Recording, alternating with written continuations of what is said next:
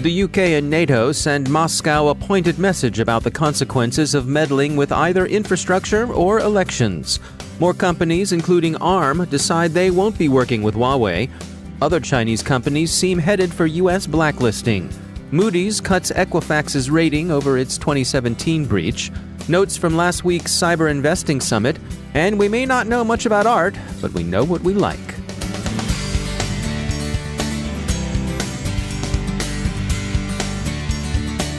And now a word from our sponsor, ExtraHop, the enterprise cyber analytics company, delivering security from the inside out.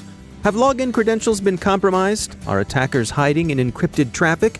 Enterprise security teams face questions like these every day, but without complete visibility inside your network, your investigation could take hours or even weeks, and that's assuming you were able to detect potential threats in the first place. ExtraHop helps you rise above the noise of your complex attack surface with complete visibility, real-time threat detection powered by machine learning, and guided investigations the SANS Institute calls fast and amazingly thorough. Learn more at extrahop.com/cyber or be the blue team in the interactive demo. That's extrahop.com/cyber. And we thank ExtraHop for sponsoring our show. From the CyberWire studios at Data Tribe, I'm Dave Bittner with your CyberWire summary for Thursday, May 23, 2019. The UK's National Cybersecurity Centre has warned 16 NATO allies of Russian activity directed against infrastructure and government networks. Today's disclosure came from Secretary of State for Foreign Affairs Jeremy Hunt, speaking before a gathering at the NCSC. Mr. Hunt said that, quote, Russia's intelligence services are targeting the critical national infrastructure of many countries in order to look for vulnerabilities, end quote. He called it a global campaign that also seeks to compromise central government networks. NATO's Secretary General Jens Stoltenberg, who appeared with Mr. Hunt, warned Russia that NATO has a full range of responses to cyber attacks available, and that Moscow shouldn't count on the Atlantic Alliance being reluctant to use them. The tough line comes shortly after the European Union decided to enact a system for sanctioning people and states that engaged in cyber attacks. It also comes as voting begins for European Parliament. More companies are severing business ties and plans with Huawei. In this round, they're not American companies. British chip giant Arm will join Intel and Qualcomm in stopping business with Huawei. According to internal memorandum obtained by the BBC, Arm has told its employees to stop contact with Huawei personnel. The Washington Post says that Vodafone and BT Group have decided to suspend plans to include Huawei phones in their 5G networks. The Arm decision is regarded as particularly damaging. Huawei denies posing a security threat and says it considers the blacklisting politically motivated. The Telegraph lists other Chinese companies thought likely to wind up in Huawei's boat: surveillance equipment vendors Hikvision and Dahua, facial recognition providers CloudWalk and SenseTime, drone maker DJI, and of course Huawei's smaller rival ZTE. Hikvision's and Dahua's billionaire founders are said in particular to have taken a big financial bath that got deeper and soapier at midweek as the U.S. seemed to turn its attention to them. In their case, concerns about security are joined by international distaste for the company's role in enabling Beijing's domestic surveillance policies. Sydney Freedberg is deputy editor at BreakingDefense.com. He and his colleague, Teresa Hitchens, recently published a story titled, Can NSA Stop China Copying Its Cyber Weapons? The CyberWire's Tamika Smith spoke with Sydney Freedberg. There was a release from Symantec, which, like all the big antivirus companies, very carefully tracks threats around the world, which was then picked up by the New York Times, that said Symantec doesn't want to offend anybody who actually has nuclear missiles, so they say Buckeye and Equation Group, but those are in fact their code names for China and the National Security Agency, said that basically we already knew that some cyber weapons, programs that are used to get in other people's networks, from NSA had been leaked previously. There were some in WikiLeaks, gotten loose and been picked up other players, including the Chinese. But recently, they found evidence the Chinese were using some of these NSA tools before that leak happened. So how did they get them? And what Symantec deduced, using their technical means, so I'm not qualified to say, independently whether this was right or not, probably happened is when the software was copied, the malware was copied onto the target network in China to spy on the Chinese, it didn't erase itself or didn't erase enough of itself so that they actually were able to copy the software used against them and shoot it back, not at us, but at other targets, including some of our allies. So the blueprint didn't self-destruct. This is the tricky part about cyber warfare. I mean, if I drop a bomb on a country, it blows up, right? I mean, there are bits and pieces. If it does, yeah, they can take it apart and see how it works, but it's not like it's carrying its own blueprint around with it, right? If somebody can steal a plane from you. I mean, it happened with defectors in the Cold War. People would fly Russian planes to us. But even though you had the physical thing, you didn't have the blueprint. Well, a cyber weapon is a computer program. It is a line after line after line of code. It is its blueprint. There is no distinction between the blueprint, the thing that tells you how it works and how to build it, and the thing itself. So by using it, just by putting it into action, it has to go on the target's machine, it has to copy itself, and the stuff it is copying onto their machine has to be the stuff that tells you how to build it, because that's what the code is.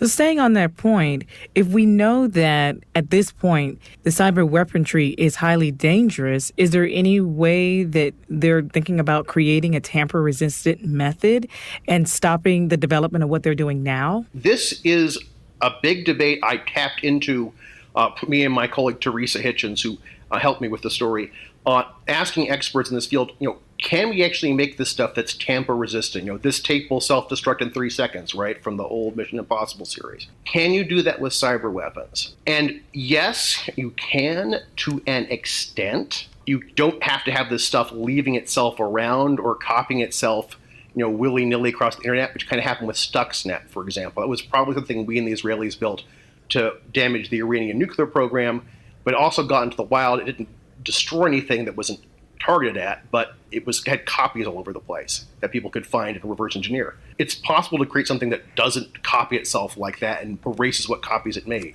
But at some point, as it's executing the code during the attack, that code has to be on the system.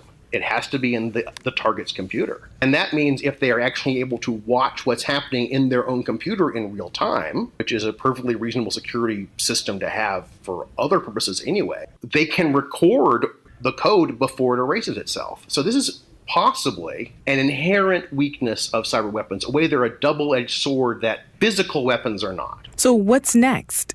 That is tricky. I mean, the NSA, I've heard people say, the NSA had gotten a little cocky about its ability to penetrate other people's networks and not get penetrated in return. And that, disclosures like Snowden and so forth were a humbling experience.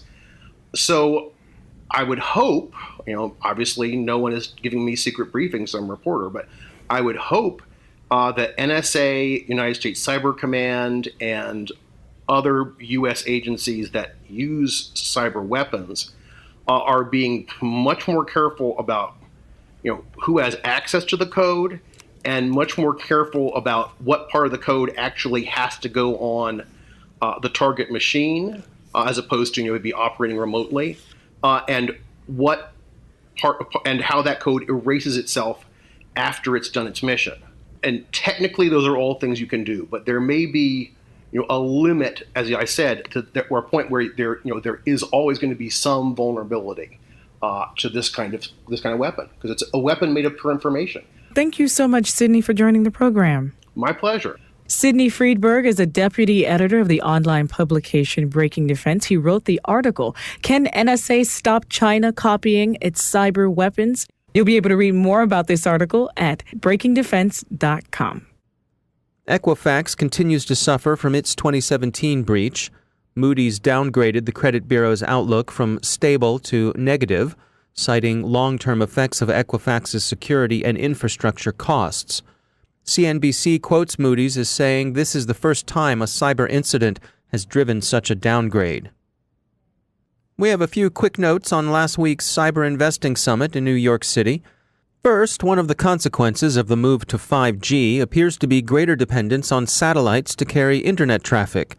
This will, in all likelihood, require that new generations of communication satellites be reprogrammable, and with such flexibility comes vulnerability. What can be reprogrammed can also be hacked. So look to the skies, security people. And in a keynote, Roger Thornton, AT&T Cybersecurity's Vice President of Products and Technology, asked how we wound up with 3,000 or so cybersecurity companies. Do we need that many? He noted that consolidation of cybersecurity companies is already underway. Of those 3,000-some firms, Thornton said, the revenue of the top 5 companies accounts for some 10% of the sector's total revenue. That's far from an oligopoly, but it does suggest the industry is ready for some consolidation. And finally, we don't know much about art, but we know what we like, and we're liking this a lot, although maybe not to the tune of 10,000 Benjamins. What's this we're talking about? We're talking about art, friends.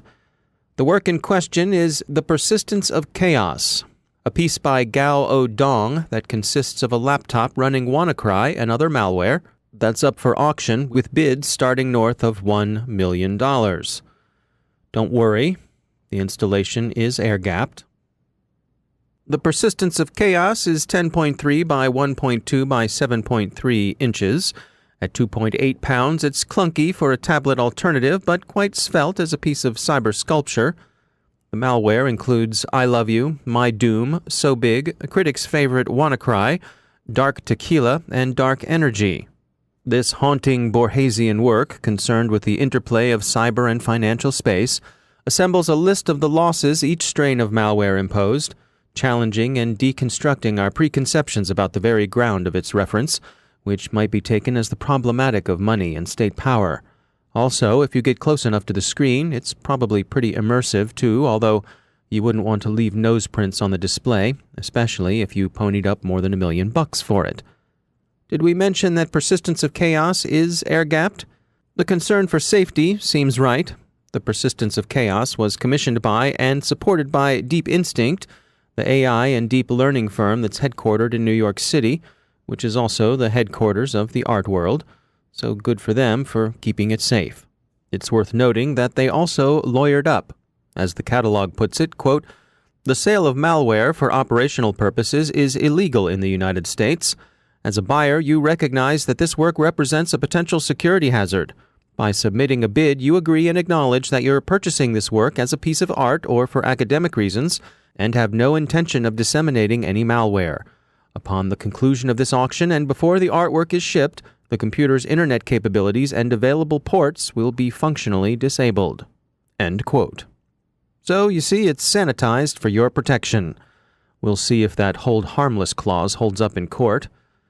So before you chuck out that Amiga you let get infected with Byte Bandit and have stuck somewhere in your parents' garage, think again. You could be sitting on artwork gold, friend.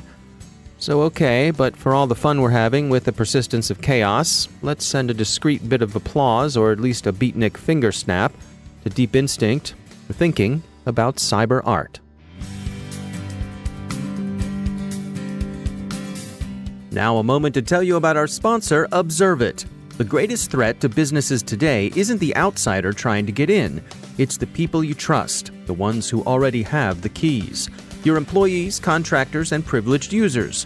According to a recent CA Technologies research report, 53% of organizations confirmed insider attacks within the last 12 months.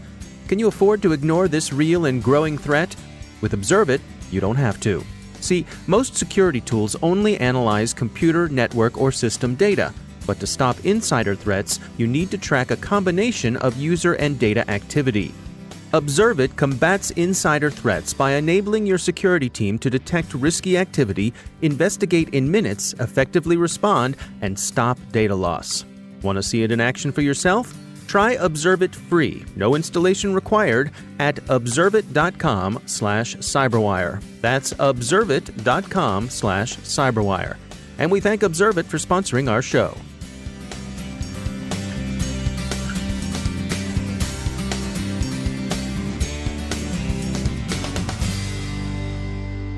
And joining me once again is Justin Harvey. He's the Global Incident Response Leader at Accenture. Justin, it's great to have you back. It seems in the news recently, not long ago, we had a story about someone infecting some Secret Service computers, perhaps, with some thumb drives, with some USB sticks. This seems like the problem that just won't go away. It is definitely a growing concern amongst cyber defense organizations globally. As we are seeing more virtualization on the desktop and more systems that are being cleaned and not reused after you log out, adversaries need a means to penetrate the enterprise. And one of the easiest ways is through USB sticks. And we have all heard of I guess I was going to say urban legend, but it's not an urban legend of people finding USB sticks in the parking lot and plugging them in. I think that the best way to really work around that growing threat is to have strong endpoint controls. First is we are seeing more and more organizations put in policies on the endpoint where you can't plug in a USB stick if it's not encrypted. That serves a couple purposes. First is it would lessen the likelihood that an adversary would just have their malware sitting there on a unencrypted USB drive. So if they try to plug it in, it's not encrypted, so I can't plug it in. Now, when you say can't plug it in, do you mean that when you insert it in the machine won't mount it? Correct. It does a soft mount. It determines what sort of file system it is, and if it's not an encrypted file system that's approved or an encrypted file algorithm, it can sit there plugged into the system, but it won't actually mount it. Another way to combat this, or at least to shorten the detection time, is to also have really good endpoint monitoring with that telemetry going into your SIM and creating use cases on it. So if there is an unencrypted USB mounting attempt by an endpoint, that should be flagged in the SIM. And in fact, you can actually start to track the vendors and or the serial numbers of these USB drives. So if you see certain types of them going through the enterprise, you can actually create some interesting SIM monitoring use cases around that. It seems to me like this is an area where you have to be careful to not slow people down. If they need to sling these files around, you could run into a shadow IT situation. Yes, I guess that's always the counterbalance to putting in security, which is affecting productivity. But I have to say the lesser of two evils here is definitely putting a lockdown on your USB drives, and at minimum, at least only require encrypted drives. It's always Murphy's Law that the worst thing is going to happen. You have another team in, you have a consultancy, you have another organization that's within your company. They ask for certain files. You can't send them because they're too big. We all do it. We all resort to USB. But I got to tell you, the alternative of not having the USB encryption control is probably more damaging to an enterprise cyber defense posture than forcing people to go down a possible route of shadow IT. Yeah, and I guess just having them available, having them plentiful, ones that have been approved, that have whatever encryption you're requiring there, so that people don't have to go hunting around for them, that probably goes a long way towards helping as well. Exactly. And in fact, one of the ways that we have been working through this within our team is that we carry little USB drives that have keypads on them. So it doesn't really rely upon software encryption. It's actually hardware-based encryption. So you plug it in, you enter a 6 or 9-digit code, and boom, now it's encrypted and presents it to the operating system. Unplug it, it's immediately encrypted. You could throw it across the room, leave it in the airport, which is no problem for this type of hardware. I highly recommend it. All right. Well, good advice. Justin Harvey, thanks for joining us. Thank you. And that's the CyberWire. Thanks to all of our sponsors for making the CyberWire possible, especially our supporting sponsor, Observit, the leading insider threat management platform. Learn more at observit.com. Don't forget to check out the Grumpy Old Geeks podcast, where I contribute to a regular segment called Security Ha. I join Jason and Brian on their show for a lively discussion of the latest security news every week. You can find Grumpy Old Geeks where all the fine podcasts are listed. And check out the Recorded Future podcast, which I also host. The subject there is threat intelligence, and every week we talk to interesting people about timely cybersecurity topics. That's at recordedfuture.com/podcast. The CyberWire podcast is proudly produced in Maryland out of the startup studios of Data Tribe, where they're co-building the next generation of cybersecurity teams and technology. Our CyberWire editor is John Petrick, social media editor Jennifer Iben, technical editor Chris Russell. Our staff writer is Tim Nodar, executive editor Peter Kilpie, and I'm Dave Bittner. Thanks for listening.